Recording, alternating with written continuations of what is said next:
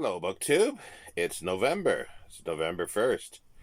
And my internet is back. It came back today, and I uploaded my Saturday Meander of magazines.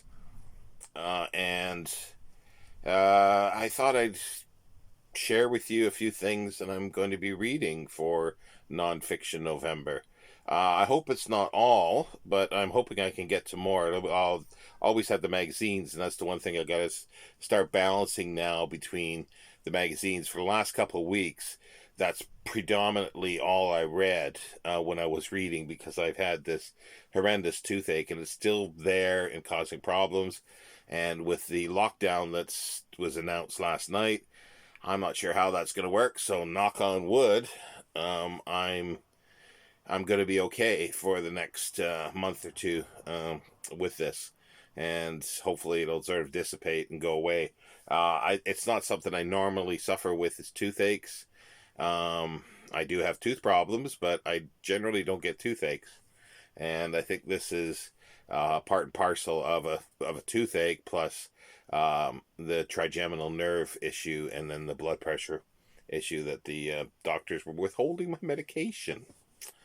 But that's all sorted now, but because I didn't do a lot of reading of my projected reading for the last couple of weeks, I got behind, and I will continue into November to finish out these things. Like, I got behind with my M.R. James. I was reading one a day. And I got sidetracked on that because I couldn't even concentrate enough to read a full story. So, or at least not to enjoy it anyway, because I want to sort of have a clear mind and sort of immerse myself in the story. Reading the newspaper, not newspaper articles, but the periodical articles were much easier because I could concentrate a little bit and leave it, and and when I didn't have a huge concentration, I could read little articles, which is just fantastic for that. The other book, the fiction book that I'll continue on reading, even though, like I say, these aren't nonfiction, but these I had lined up, is Ray Bradbury's the Something Wicked This Way Comes. And ones that I never got to was sort of my ghostly reading of books about ghosts. And there's two here that I never got to. The Ghost Story 1840 to 1920 Cultural History by Andrew Smith. I had shown these already, I believe, on my sort of ghostly October readings. This is Andrew Smith. It's published by Manchester University Press, 2010. And this is the Ghost, A Cultural History by Susan Owens. This was sort of going to be as probably, or at least I'd hope to read this in October.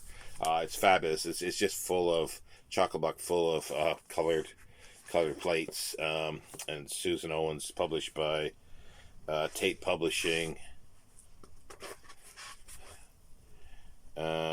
2017. And then there was these other two ones that I sort of figured it would probably slosh over into into November, both by same author, Lisa Morton. This one is Ghosts, A Cultural History, or Haunted History, it's called. And that was published by Reichtian Books, 2015 originally, and 2017 for the paperback. And then A Trick or Treat, A History of Halloween by Lisa Morton.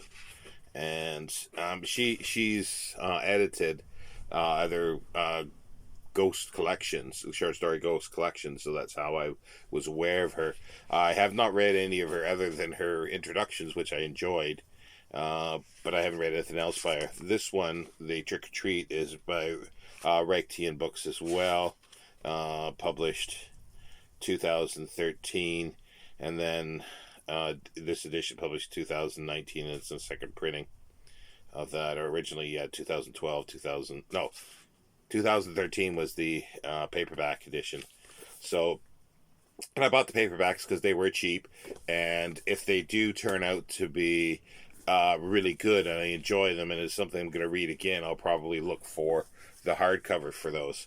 And another one that I had mentioned but I didn't show was I expected it because I generally do my Halloween and ghostly stuff from until about the middle of November.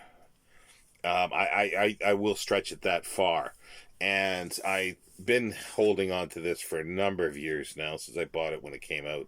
It's David J. Scull's big biography of uh, of Bram Stoker. So I've been wanting to see. I got a bookmark in there for chapter one. All I'd read was the his preface or introduction, which is a few pages, and I just got sidetracked with that. But I definitely want to do this. So these will be catching up, and first half of November, and then generally for the last maybe 3 or 4 years, I've extended my Christmas reading, which usually I'd started around first week or second week in December, to sort of continue on from my Halloween ghost reading.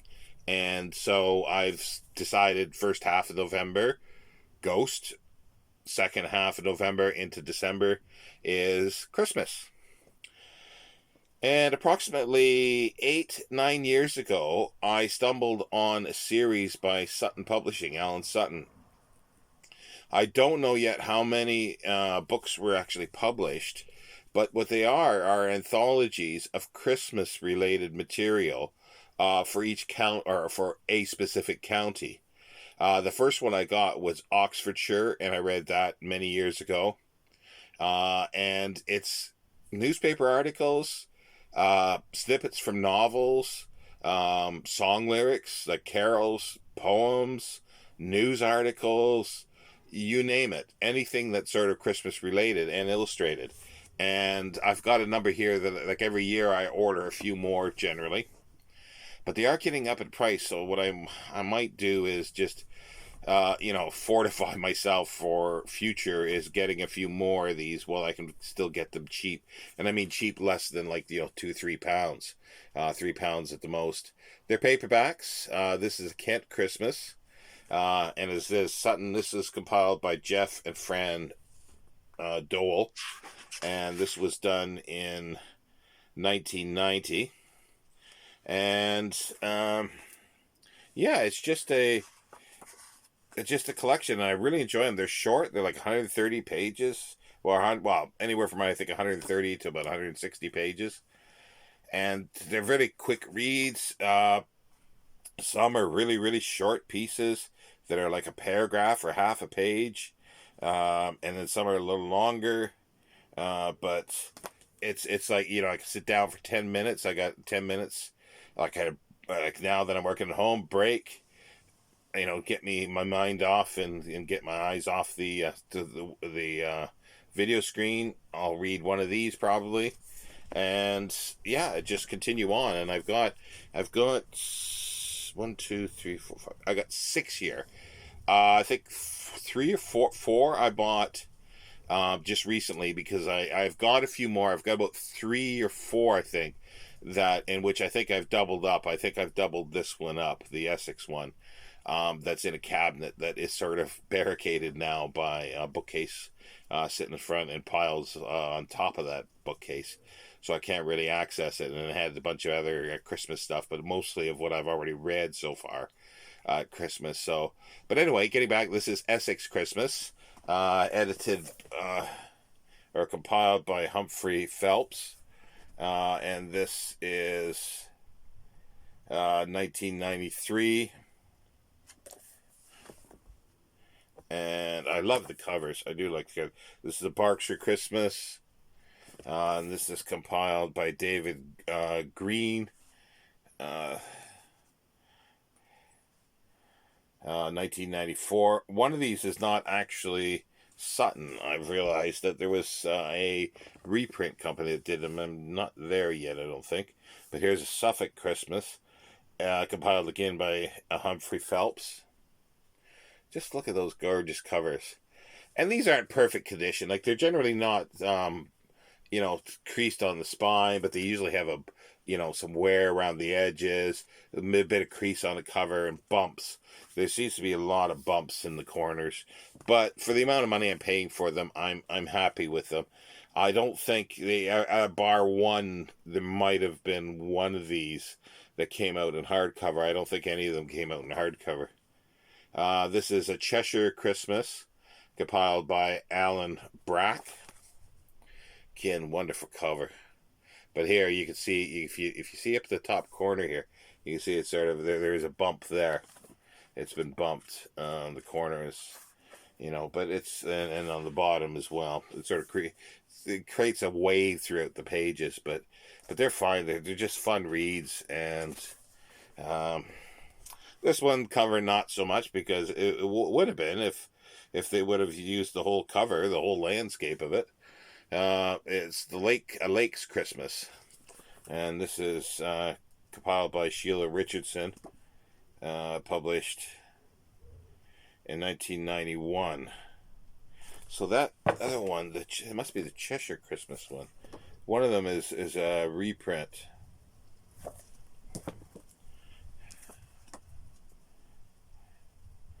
Oh, I'm not sure which one, but I'm pretty sure one of them is not an Alan Sutton publication, but it's just a reprint. But yeah, this is I love these. As I say, they just they got poems, they got everything, and like. And it even gives a little biography of who the writer was, if they do. So there's a little bit of extra information there, where the snippet, if it is a snippet of a novel or an article or a bigger piece, or even of a poem, because they do have poems in here. A lot of stuff anonymous, and here's Christmas greetings from a fairy to a child, Lewis Carroll, and it's a poem. And as I say, I've been reading these for a while now, but I'm going to run out, I think. I've done a search, but I haven't been able to find a complete list of everything, so I just go on, either Amazon or Abe Books and search, Christmas and Sutton, under Sutton Publishing, Christmas anthologies. But not everybody puts in the Christmas anthology bit, so if you put in Christmas, you get a bunch of other stuff. I don't know. It'd be nice if they did every county, but I'm doubtful they did. But I think there's about another 10 that I know of that I don't have. So we're talking upwards of, got like 25 or so if I get those other 10. And as I say, I try not to spend more than £3 for these. I like to see the ones that are saying, I take a chance. If it's not a seller that I know, and it says, £1.82, it could say something like that, free shipping, very good. And as long as it doesn't say that there's underlining or it's ex-library, I take a chance on it. And with these, I've been okay with them. They're not perfect. Yes, I would like to have them in really perfect condition, but I don't want to spend the ones that say as new, and they want £30-40 for it. No, I'm not gonna do that. They're enjoyable, but the big risk is that in a few years I'll probably run out of them, regardless of how many there are, and I'll have to find something else to fill in the time to read. I've got a few other books, like on folklore and Christmas folklore, and occasionally there's a history of Christmas that comes out. There's a couple things I've got that is sort of an academic sort of history. I think it's Essex University Press, but I can't access it now. And then there's another book I've got on food for Christmas through the ages. So that's very interesting, and I've read bits and pieces for the last couple of years out of that, but I can't access it now. So, but I've got one I think I can access. It's sort of a mini history of the Christmas card, so that'll be interesting to read. Just anything like that I pick up as I go along throughout the year.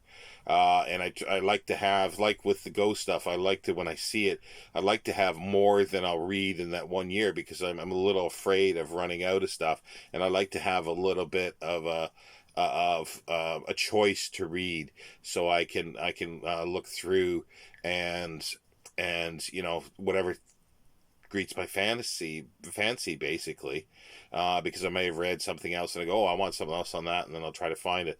So every year, especially around these times, I order, as you probably saw, ghost books, ghost stories. Some of them are duplications, but some of them aren't. I'm trying to expand more. I've been given a lot of great suggestions for some newer stuff that I'm trying to track down, that I'll eventually get. And I think I might move to a few novels occasionally for Christmas. I mean, sorry, for ghosts. But for that, I'm just sticking to ghosts. And then for Christmas, it's things that are Christmas related. Not so much, well, sometimes fiction, because I got a little book, Rumpel at Christmas, and it's a collection of stories, I think, uh, Rumpel Christmas stories that happen at Christmas. So I read one or two of those every year again. I've read all of Rumpel multiple times, and I don't begrudge reading him again.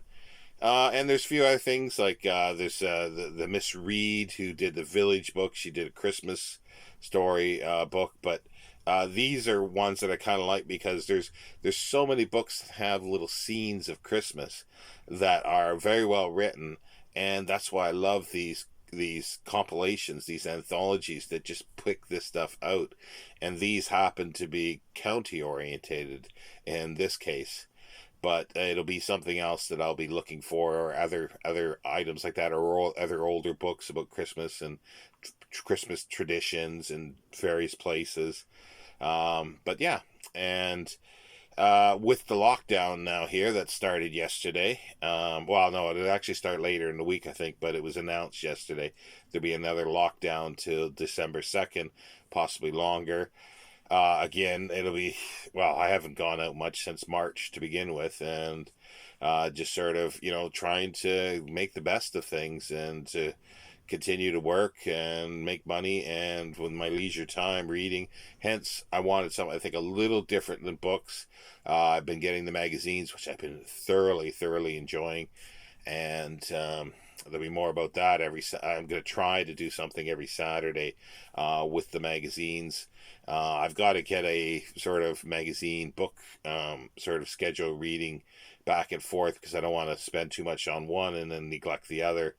Uh, but I've still got magazines that I haven't even received yet, that I've ordered, and most of them I've ordered them on special introductory ones, where, like, the New Statesman, the Spectator, were 12 issues for £12, so 12 weeks.